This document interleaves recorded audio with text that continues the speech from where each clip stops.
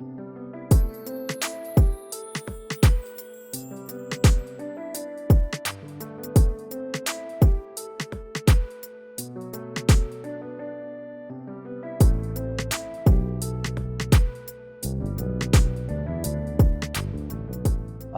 long story. Okay. Upon coming back from London, I worked in London West End theatres, and imagine coming back to Penang. I don't know what to do. I don't know what I can do. So at least maybe I need to try my luck in Kuala Lumpur, a bigger city. So I hang on there in KL for a while until the musical theatre kind of thing is still like too big to do. So being a musician myself, I formed a Chinese quintet. So after that, we did concerts for a few years. But as you know that doing concert you can do it only once a year kind of thing, and where's the money going to come from to sustain if you really want to do seriously continue doing it? So 97 is our changing point. So we say, okay, we either close shop, even though we have a big success in doing concert, or we really have to change to doing something else. And both decided, okay, I think for Malaysia to be able to survive, we have no choice, but maybe we should try doing musical. So that's how we started lah. Well, I first read about him in the newspaper.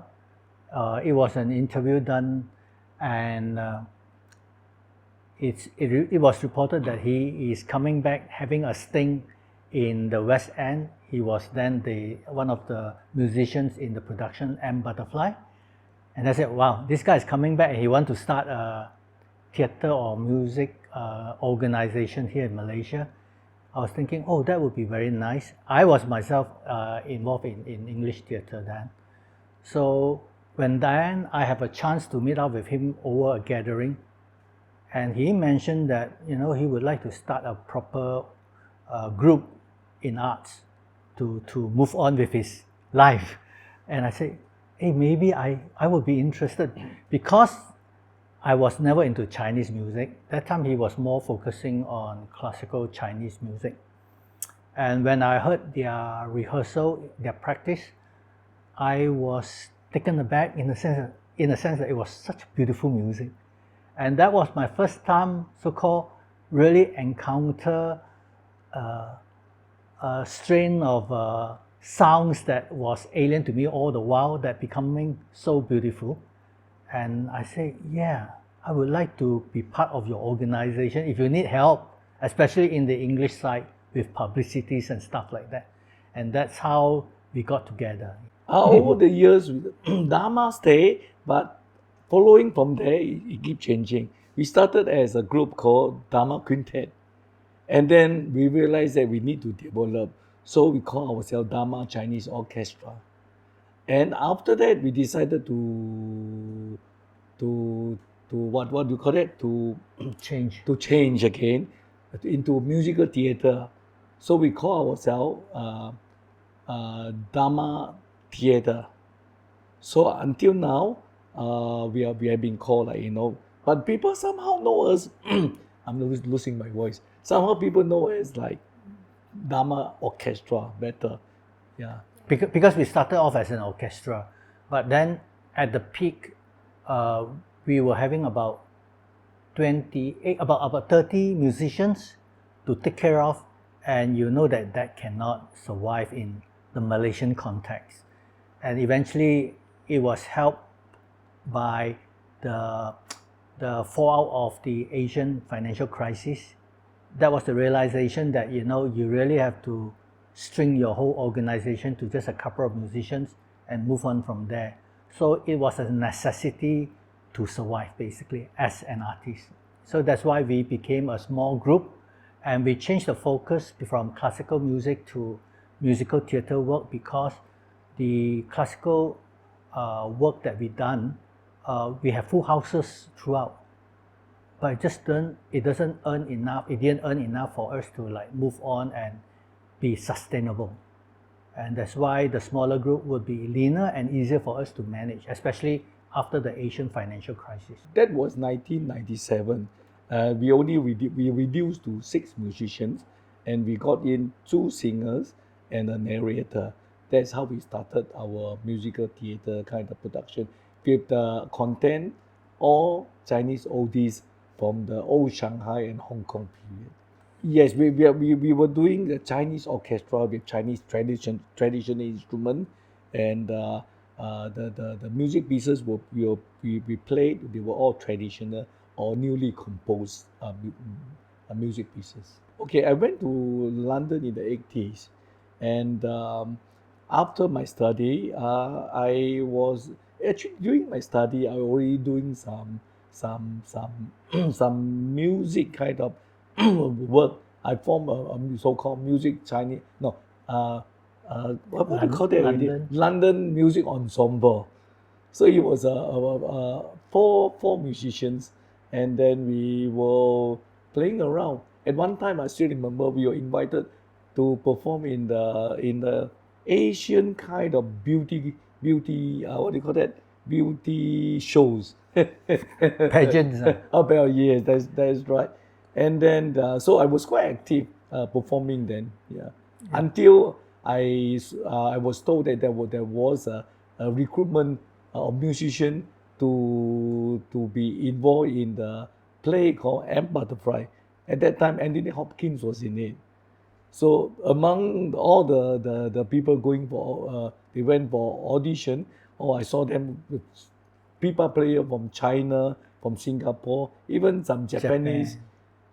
Japan. And I just tag along. I just had fun there, and didn't realize that they pick on me. No, they selected me. Yeah, I mean his background was impressive in a sense that it excites me to be collaborating with him, because he also performed in Sun Yat-sen's centenary celebration in London, and his group also were performing in the Edinburgh Fringe Festival as well. So I said, this guy have lots of experience. I don't mind learning or working with him to learn a bit more things from him, because I also know that he was a former champion, national champion in pipa, the pair instrument, and 50 years ago. and then when he recruited his team of people to work with him, the reason why I was impressed with music, because I discovered that quite a number of them were national champions in their various instruments. That's why I said, no wonder the sound is so beautiful, So it just captivate me, and that's why I say I must be part of their team.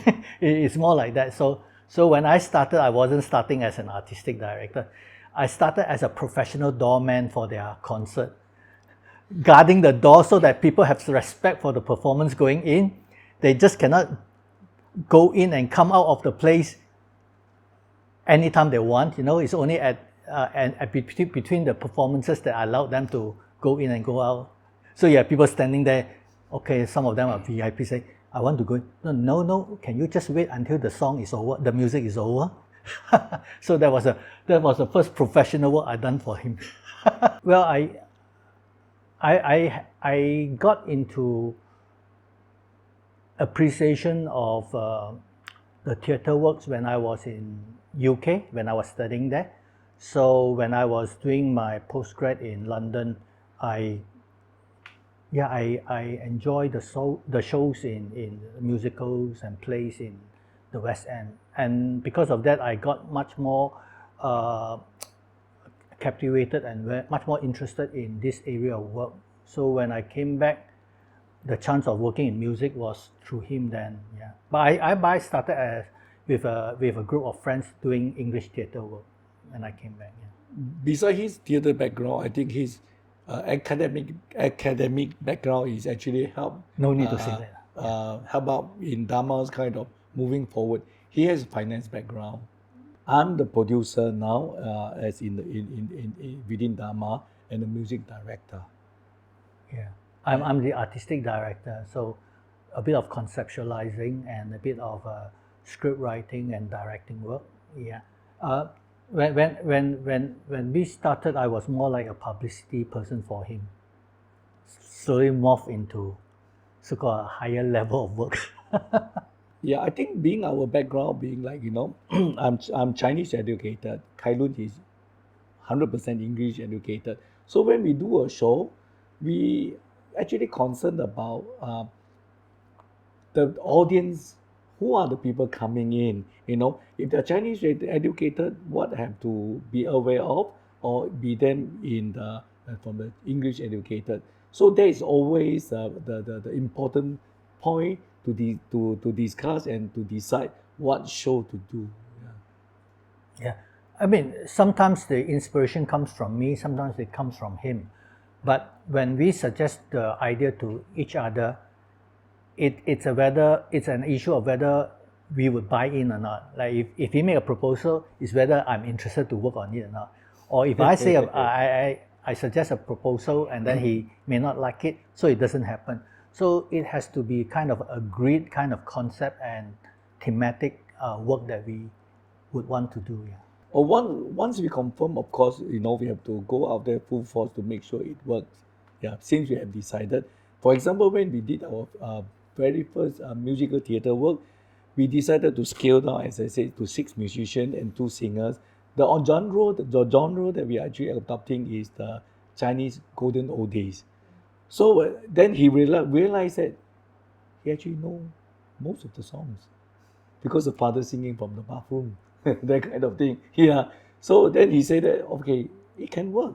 Though even the English educated people, a lot of them have their parents maybe listening to all these Verdi fusion at that time.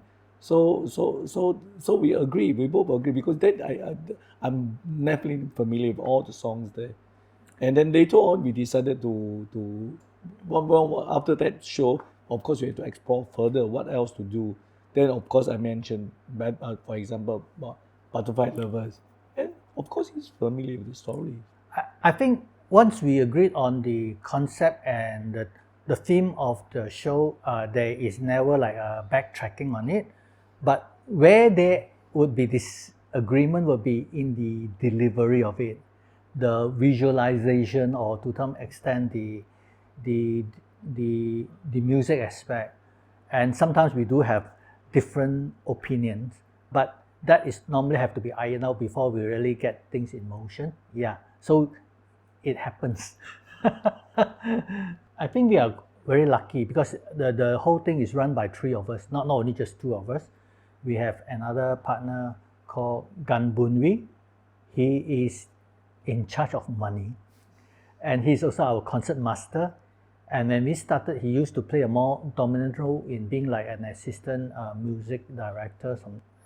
He is a music director. He would be the assistant, and because of that, he take care of the music and the musicians themselves. So he's a quality controller of what comes out from the music. And basically, what happened was that 3 of us are lucky because I am more keen on the artistic side. He's more keen on what music we do, what performances that we would like to have, and he take charge of all the money. So we Not have me, Bunwi. Bunwi. Yeah. And so the issue is more of us having very good synergies among ourselves, and the level of trust is good because I think we are lucky. No, it's just that there's a lot of I mean, it's not like happy what I say for they live happily ever after, that kind of situation, but it's more of understanding and compromising and working together. I think that is always a difficult part, but I think we are glad that we are able to sail through with that kind of combination. And I'm very happy that 3 of us we have been together for 31 years. 31 years. Oh yeah, definitely. Of course, the changing of kind of genre from in 1997, the disaster came with the flood 2003, that actually destroyed almost 100% of what we have in Dataran Merdeka. Then our office was based there. Yeah. I think the time when we say that just before the financial crisis, he was thinking of closing shop and going back to England because earning as a musician is very good for him. I still have my contacts there. Yeah. Before it's too late. Yeah. And he used to take taxi while he's in London when other people have to take the subway, But what happened was because he says that it's not going to work. You cannot earn enough money to keep going, and he cannot depend on fresh air and sunshine, you know. So he was deciding to go back after 4 years of classical work, and then that evolved into a discussion of maybe we'll try the golden oldies genre to give it a try with smaller group of people and see whether it can work or not. Well, thank God it works, and the first show we did was called Spring Kisses, Lovers Tears, and that one I think easily we ran for over 80 shows in a show run for over the various years. So that was a kind of savior for us because it helps to sustain an existence, though it's from hand to mouth, but it was okay for sustainability. So that's how it happens. The next one we did was, as you say, there was a flood in Dataran Merdeka, and that flood was very devastating in the sense that, I mean, 80 to 90% of what we have down in the basement in Dataran Merdeka were lost, and all the original music scores all gone. Yeah, and most of our research material or books, because we have a library of books, were about 80 to 90% is gone and were gone. And then we were selling CDs, and all the CDs were gone. So that time we're saying, now really we have to close shop, and he refused to leave the place after the flood is there, but anyway we managed to get help from various companies and good-willed people who came and helped and give us a new lease of life. I mean, people like Tan Sri Liu Ki Sin, Top Wan Wen, and then Maggie Tay, and people like who else? The Greenland bosses, as well as what's her name? These are the Tatin Susan Lai. I still remember after the flood, I think it was almost the next day we received a check from Tan Sri Liu Ki Sin. Oh my God. Then To Puan also. Yeah, and then after the Pon Sri Chong. Pon Sri Chong, sorry. Pon Sri Chong. Yeah. And there were quite a few people came forward. And then Dato P.Y. Chong helped us to raise funds so that we are able to have some money back. And then of course Miss Uma, under the flood help under the patronage of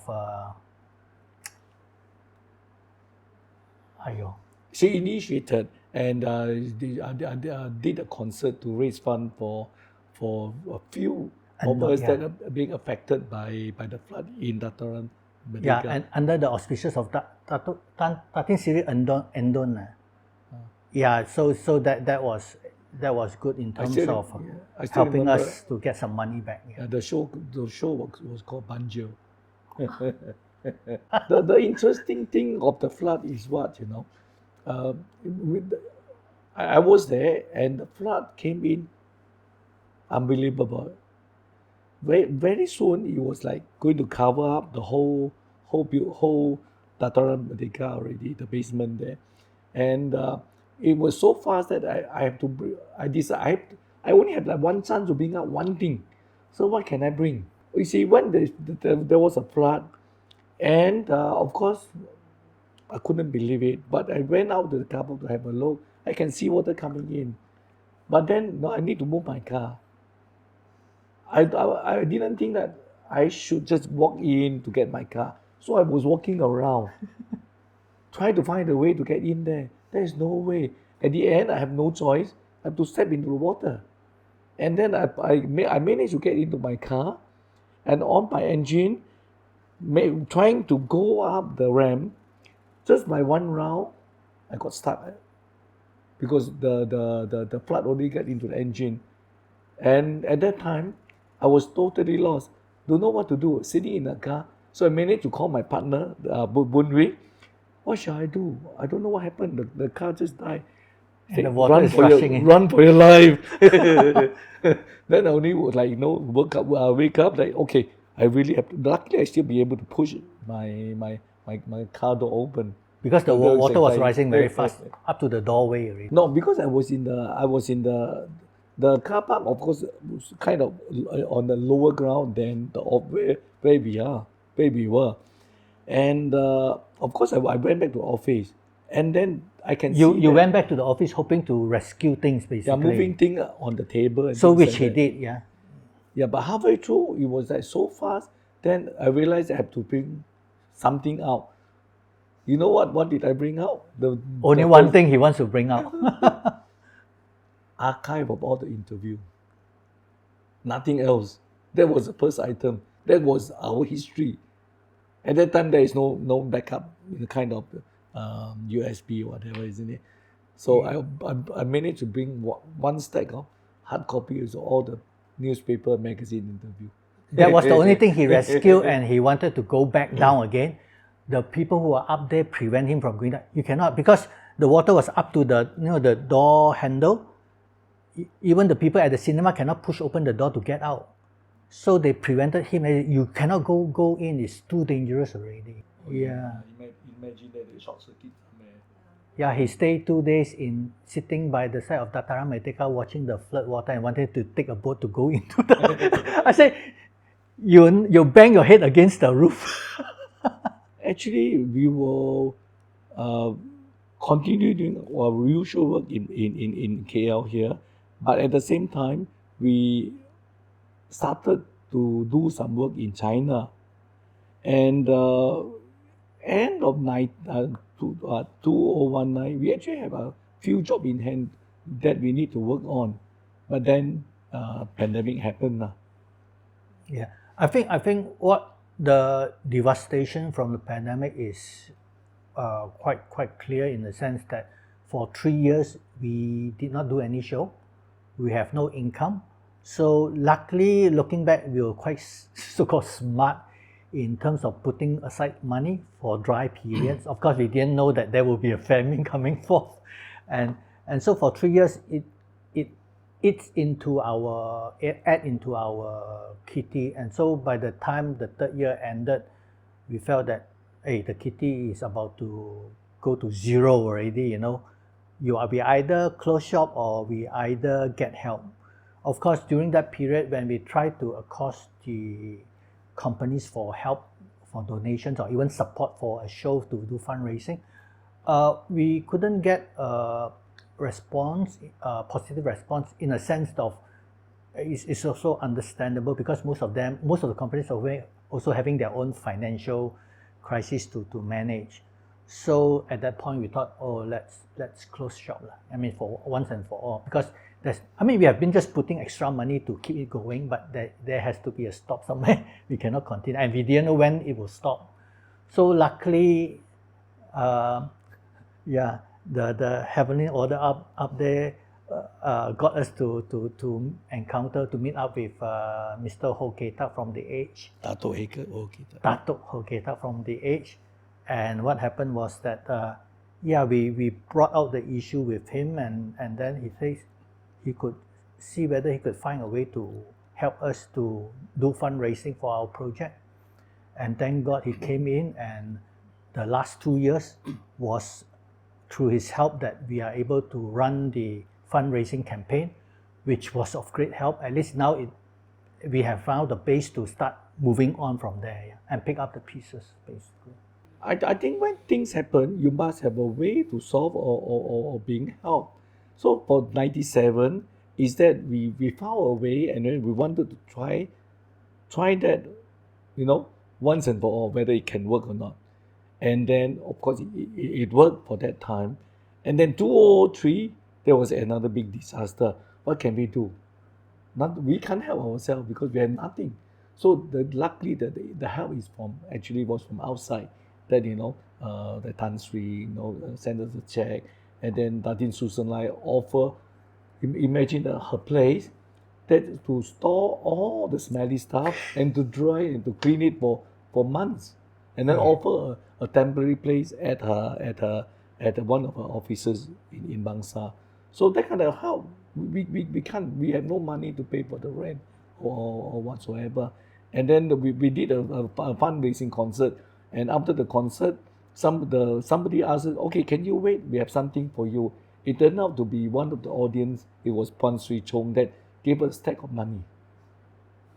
So that kind of help, and it is unbelievable. And then of course the banjo from Uma, And P.Y. Chong's Rotary Club Rotary Club, fundraising. did a concert to raise fund for partly for us in Shangri-La, that kind of. So we definitely need help. You cannot be on our own. I think one of the struggles that is challenging that need to continue is basically because other than music, he doesn't know what to do. He has no choice but to focus on music and performances because he has stopped wanting to teach music already. So in a sense, because of that is the driving force that come what may, we give it a try. If really at the end it doesn't work, it's not for the lack of trying. So I think that was the so-called persistency that we have to make it work. So far, touch wood, every time we say we give it a try and make it work, it works. I have never felt out of place or out of enthusiasm or interest in pursuing arts. Somehow it's maybe a bit of my DNA in it. But I wasn't very worried about it closing shop though, because I can fall back on corporate life and I do conduct training and teaching. So I always have that cushion, but he doesn't have. So in that sense, I think the thought of risk management is easier for me than for him. Yeah, like our treasurer, finance director, he always say, hey, please don't overspend. And he is the one who scrutinize everything that is in the financial document to make sure that things are in order, that we are under good management of the finance. So that helps us a lot because we cannot focus on that when you are involved in production and the artistic work itself and the music work. One interesting to clarify with what Kai Lun said, I refuse to teach. There's an interesting story behind it because I came from a very poor family and I was thinking of going to study abroad. Where is the money coming from? So I have no choice. I locked myself in the room to teach from 9 to 9, that kind of thing, for 8 years before I saved enough my fee. So imagine of 8 years that kind of time locking yourself in a room to teach. Are you going to continue when you come back? So there is no way I'm going to teach again. So there's a reason why I told him that I'm going back to London at that time. Poor in the sense that they have to get rice from temple to feed themselves, the whole family. No, when it happened that when my father passed away, and my mother was a construction worker. No, she had 10 of us. My mother passed away, my father passed away. So she was just a housewife. What can she do? But to do as a construction worker. Earning how much? $4 a day. That kind of thing. Okay, it's very interesting. I was from Chinese primary school, and I went to English school, and then it happened that I was also an athlete. So 100 meter, 200 meter, 400 meter, high jump, long jump, I cover everything. So I was a known figure in school, and I found music when I was Form 1. Can I just interject? So before he found music, he was rising up in terms of academic achievement. I practically was the last class. I went to the first class because I have nothing to do. When I was removed at Form 1. So the teacher used him as a model of what a good student is. Yeah. And when I was in Form 1, I found music. And I just locked myself in the studio or whatever, just to play music, nothing else. So that year, I went back to the last class. So he was also a model of what not to be as a student. Because I was a known figure, athlete, championship, things like that. So it's always referred to the good and bad kind of thing. I went to association. Of course, at that kind of age, there is no way that I can it can be self-taught. So I went to association, and then I found that to continue at that time it was Jisin High School. They have a very good Chinese orchestra. Okay, that's my target. How am I going to move there? But in the same kind of region, you cannot move school.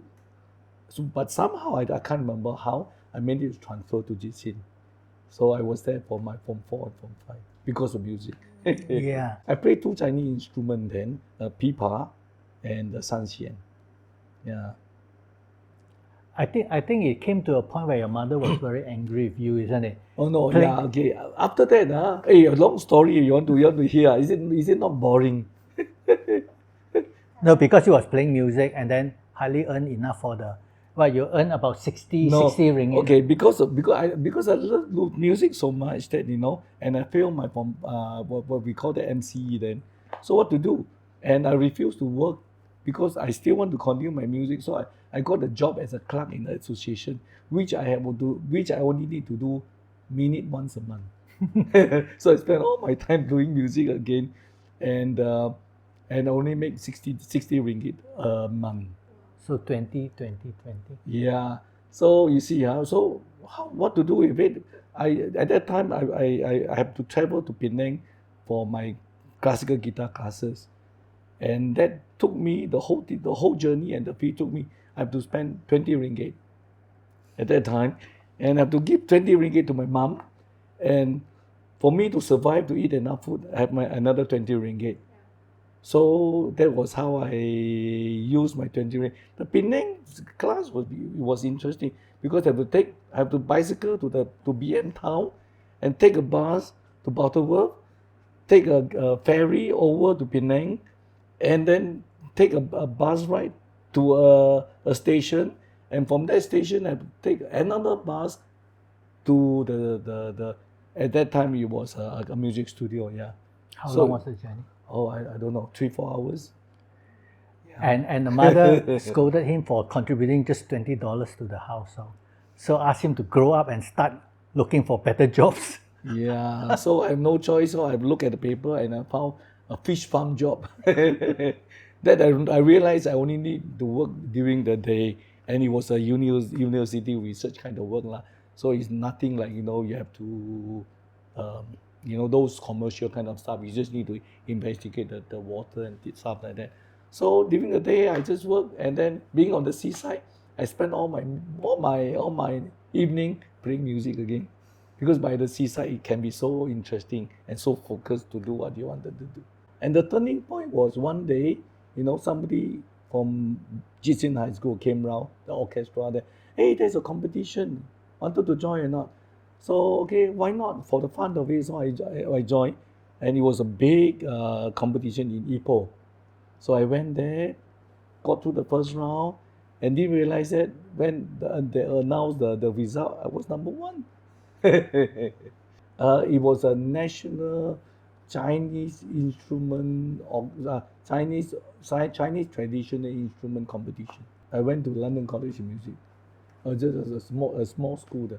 Yeah, no. Then after 1978, of course, I still make very little money, and people coming to me to learn pipa, and they found out that I also play classical guitar. Then I started to turn into teaching. So so soon after that, I realized that I cannot just continue like that. So okay, I set a goal for myself. If I save enough money, if I can make it before when I was 30 years old, then I'll go. If I can't make it, then that's it.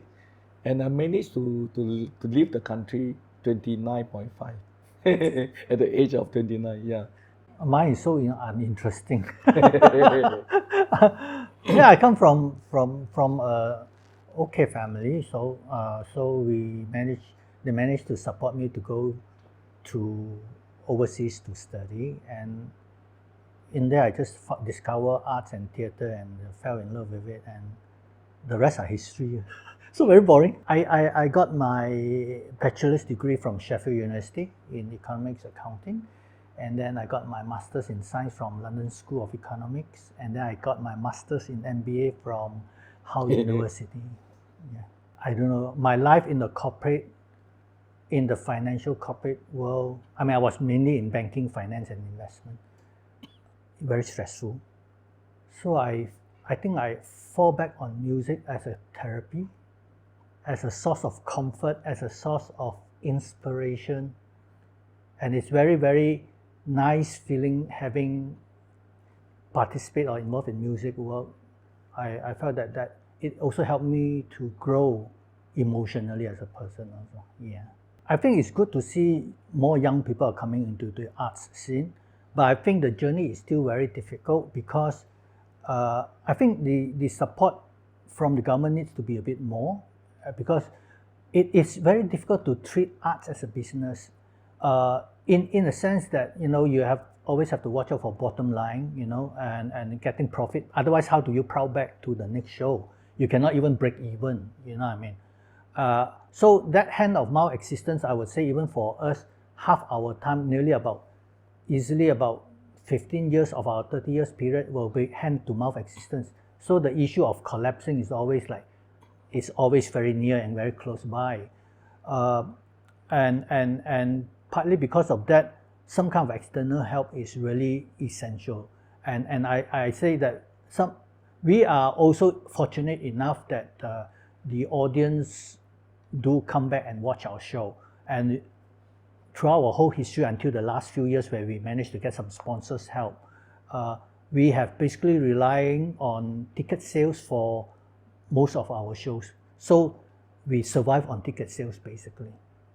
Mm-hmm. I think at the school level it would be good to start getting students to appreciate arts, because I don't think there's any curriculum in our education system where arts appreciation is part of the curriculum, you know.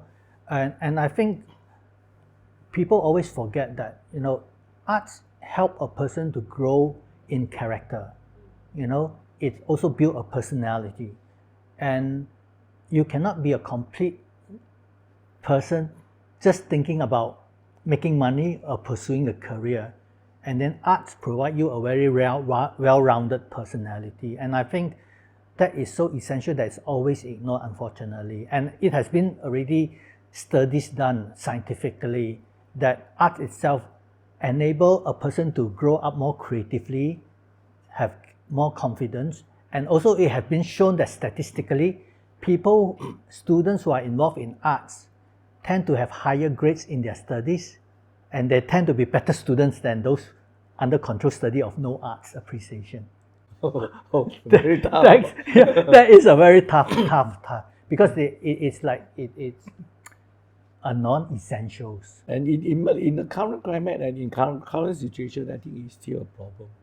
You know, if we're going to go full time into performing arts to perform, I think very difficult to make it now. Yeah. So unless you're talking about you still have a part-time job, or being a singer on stage, you're still willing to teach. We are not talking about celebrity and all this. I'm talking about standard. There's so many good singers around. If you really want to make a living based on only singing, I think it's still very tough. Yeah. Or acting could be worse. But then, of course, you're talking about, you know, you can be an actor or in television and things like that. But what kind of opportunity would you be able to get from there? It's limited room for lots of people, because in the end, not everyone get the opportunity to be like appearing on TV screen, on a theater, or even on the stage, you know. So it's tough life. So whenever a child would tell their parents, "Mom, Dad, I want to pursue a performing arts degree or specialization," they would panic, I guess, because not because of anything else other than worry about the future of the children, how they are going to survive. So that is very understandable. Yeah. I know an interesting boy. He's so much into performing arts and want to be an actor. You know what did he say to the mother? Of course, the mother can afford to send him abroad. He said, "Mom, I'm going to be an actor. I'm going to go into performing arts school. Do you have enough money in the EPF? Money, if I cannot make enough to support you when in your old age later on?" So that was the kind of a situation we have now.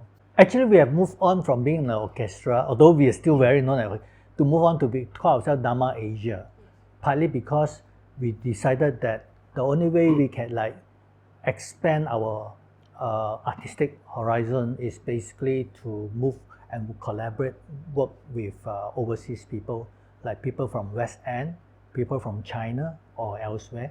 So we have gone another level right now to do some international work with foreigners, you know. Yeah, there's an interesting story behind it. We have been called ourselves Dama Orchestra. So for the last 10 years, we attended a lot of musical theater conferences or forum. We're invited to give talks and things like that. And there is always a badge here, Dama Orchestra.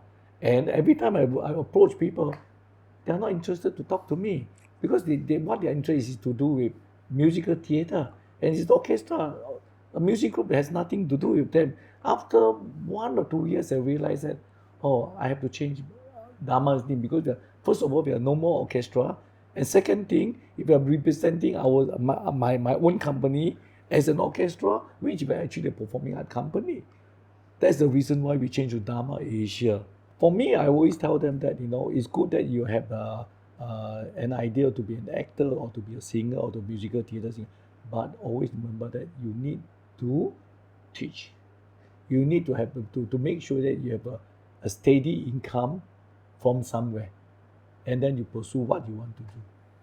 Yeah, I think there are some ambitious group trying to form their own company. I think it would be a good idea for them to talk to people who are already doing operational work and producing work in performing arts, to talk to them and get a feel of what is required, what would be the driving force. Do you have it in you to be able to sustain that persistency and endurance? And I think that is very important, because if you go on just dive straight into creating a theater work or theater company and start work, you realize there's many aspects of it. And as arts people, in a sense, like when he started, the issue of managing a business is different from you being good in an arts area, So the integration of business aspect, the financial management aspect, and the content of your work, the quality standard that you have to maintain in the work, otherwise you cannot sustain the show at all continuingly. So those are the things that anyone who want to start a performing arts company have to think about all this as a whole, holistically, and cannot just see, I like to do this show, so hey, let's do it, It doesn't have long-term sustainability factor at all. That was a very recent conversation. Maybe I want to say. Yes, we have done our homework. So yes, somebody will take over. Yeah, we have been thinking about this succession thing a long time, but as of last year, we have decided to work out a plan. Yeah, we thought it would be a waste, because we already built the network connection, so whoever take over can also like maintain those connections and network. I mean, not just in Malaysia or abroad as well. Yeah, and then as a company, I think for us, for Dama, I think we are very lucky. Our three of us, our work, we don't overlap, and we have our own thing to focus on, and so yeah, probably reduce less quarrel. Okay, what is yours? Oh, it's so difficult, because every project we do, we have put in so much thought process and passion and for lack of I like every shows we did. but having said that, I think the most so-called eye-opening shows that we have produced is Empress Wu, for a special reason. It didn't make a lot of money though. It was making very low profit margin, because we managed, it's an original musical production that I wrote, and it's bilingual. It has Mandarin and English in it. The dialogue are in English, the songs are in Mandarin. So what happened was that we managed to, the drama behind it is, it took us 3 years to produce because of the research work, and because you talk about period work, about the first female emperor in China and the last. I mean, her contributions have always been like overlooked historically, so we thought a bit of a kind of feminist kind of approach to it, that she deserved recognition, you know. So we did the research. We went to China to do some research, but what happened was we nearly couldn't fulfill to have the show materialize, because about 3 months, May, June, July, about 3 months before the show, my script work disappeared because my computer was stolen. And I didn't even have any backup. And we have already committed actors, we have committed the musicians, we have committed the music writer, that we have committed the theatre. And we got some event hosts, meaning they come in and buy some nights of the show to do their own corporate event. I said, how are we going to close it? I said, what are we going to do? And what happened was, that time he happened to be in China, and we were in the office here. So when I discovered I have lost my computer and don't know what to do, the staff in the office called him up in China and said, Seng Chew, we don't know what to do with Kai Loon. He's walking up and down the office the whole day, not talking to anyone, like zombie like that. So that was terrible. But in the end, I managed to cool down and think, because I don't know what to do. So in the end, after having cooled down, calmed down, later part of the evening, then I start thinking of who have I contact people in terms of sending them for some relook at the script. So we managed to recover about 70% of the script work, because some of it in Mandarin, so I have to send to the Mandarin coach to check on the time. So I managed to recover 70%, but there's still 30%. And then we are supposed to start rehearsal soon. So we managed to get two of our dear friends from Shakespeare, KL Shakespeare, Sun Hing and Ken Lee. Can we help conveying belt? Whatever missing script I do, you edit and pass on to correct it. So it's like choop, choop, choop. And then in the end, we managed to come up with the whole script. No, as we rehearsed, the script came out from the owl. So that was a near miss, but we managed to make it in the end with the full script at the final rehearsal. And the good thing about it was, blessing was, we managed to sell out all the tickets a month before the show starts. So we had full house for a run of 1 month. We did 4-week show, 28 performances. So that was a very low margin production, very little profit, but it was low margin. Oh, yeah. Okay. But very blessed that it finally managed to see the whole show at the end. You know? Okay, of course, I'm also very proud of Emperor Su being our original work, and it was the longest run of Dama's history in terms of number of shows. We did 28 performances, and so beside this, I would say the two favorite one happen to be very popular as well. Butterfly Lovers. We actually adopted it from a famous Chinese movie, Opera. Ling Po Le Ti in the early 60s. So we actually repeat the run 4 times for that show. So that was also a record for us. And another show that I like very much is I Have a Date with Spring. We actually adopted it from a Cantonese play from Hong Kong. And that one we also have how many times we run? I think we run it for we have 3 times we run the show. Both of the shows we also staged in Australia, to full houses, and it was very welcomed by even the Caucasians who went to see the show. That was Perth, Australia. Other shows we did do in Singapore. We did do shows in Indonesia, and also in China. No, not UK. Not UK. Yeah. But collaborating with West End artists, yes. I wish the best of luck for those who are very interested in pursuing performing arts as an actor, singer, dancer, whatever. It is a challenge, but all the best and all the best of luck to them. But I think at the end of the day, you also will be able to discover your own self, who you are, what are you made of. And I think it's a very good self-discovery journey for all of us who are in the performing arts. Yeah, as I say, Empress Wu is one of our favorite, and interesting enough that we're coming up with our second is the second original musical, and in October this year. So I hope it's going to be a Success. success again.